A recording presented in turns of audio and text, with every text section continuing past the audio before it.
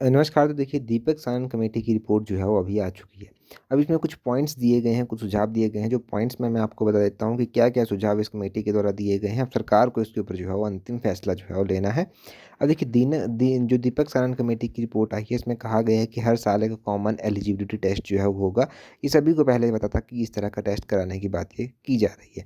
अब इसकी वैधता कितनी होगी? जैसे कि टेट की वैधता होती है, वैसे ही इसकी वैधता जो है वो 3 साल तक जो है वो रहेगी। इसमें जो है वो कहा गया है कि हर साल पहले से तिथियाँ तय होंगी, किस दिन एग्ज़ाम होगा और उसी की तरह उसी के बेस पर जो है ये एग्ज़ाम होने वाला है। इस टेस्ट को पास करने वाले अभ्यर्थी ही जो है वो भर्ती एग्ज़ाम दे पाएँगे। अगर कोई पास करता है इसको, जो इनके जो कॉमन एलिजिबिलिटी टेस्ट होगा ना, इसको पहले पास करना पड़ेगा, उसके बाद जो भर्ती एग्ज़ाम होते हैं ना, वो फिर आप उसके लिए एलिजिबल हो जाएँगे।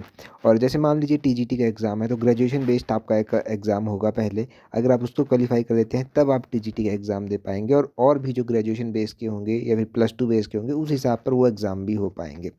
और देखिए, ये न्यूज़पेपर की कटिंग मैंने आपको टेलीग्राम पर भी प्रोवाइड करवाई थी। टेलीग्राम पर जॉइन करने के लिए अपने टेलीग्राम से @टॉलएग्ज़ाम31 सर्च करना। दूसरी ओर कहा गया है कि दूसरी स्टेज जो एग्ज़ाम की होगी ना, उसमें पोस्ट कोड या पद के बजाय जो है वो शैक्षणिक योग्यता के आधार पर जो है वो एग्ज़ाम करवाने की सिफ़ारिश जो है वो इसने की है। यानी कि मतलब ये हुआ कि ग्रेजुएशन योग्यता है तो उनका एग्ज़ाम अलग से होगा, जिनकी +2 योग्यता है उनका एग्ज़ाम अलग से होगा। और साथ में ही कहा गया है कि कंप्यूटर बेस्ड टेस्ट जो है वो थर्ड पार्टी द्वारा आयोजित किया जाएगा। थर्ड पार्टी यूँ मान लीजिए, जैसे कि एक अलग से एजेंसी हायर कर ली, जैसे आईबीपीएस एक अलग से एजेंसी जो एग्ज़ाम कराती है बैंकिंग के, उस तरह से जो है ये एग्ज़ाम जो है वो थर्ड पार्टी को देने की बात कही गई है।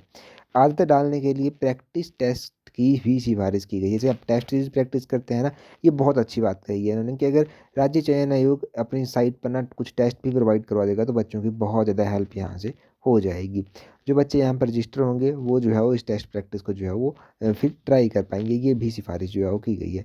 जिन पदों के लिए आवेदन कम होंगे, उनमें जो है वो ओएमआर सिस्टम लाने का सुझाव भी जो है वो दिया गया है। जहाँ पर पोस्टें कम हैं, बच्चों ने कम अप्लाई किया है, वहाँ पर जो है वो ओएमआर के बेस पर ही एग्ज़ाम करवा दिया जाए, ये भी साथ में इन्होंने सुझाव दिया है।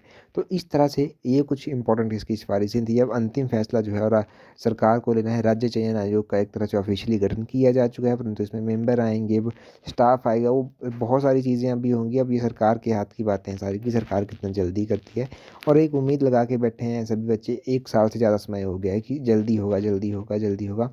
अभी देखो, कुछ एक स्टेट में इलेक्शन हुए थे, तो वहाँ से भी थोड़ा-सा प्रेशर सरकार के ऊपर ज़रूर रहेगा कि जल्दी से काम किया जाए, क्योंकि लोकसभा के चुनाव भी आने वाले हैं। तो होपफुली कि उस बेस पर जल्दी चीज़ें हो जाएँ, रिज़ल्ट जो पेंडिंग है वो जल्दी आ जाए, सरकार जल्दी काम कर दे। देखते हैं क्या बनता है। टेलीग्राम पर आपको पता है कैसे जॉइन करना है। कोई भी फर्दर अपडेट होती है टेलीग्राम पर आपको प्रोवाइड करवा दी जाएगी। That's all. Thank you.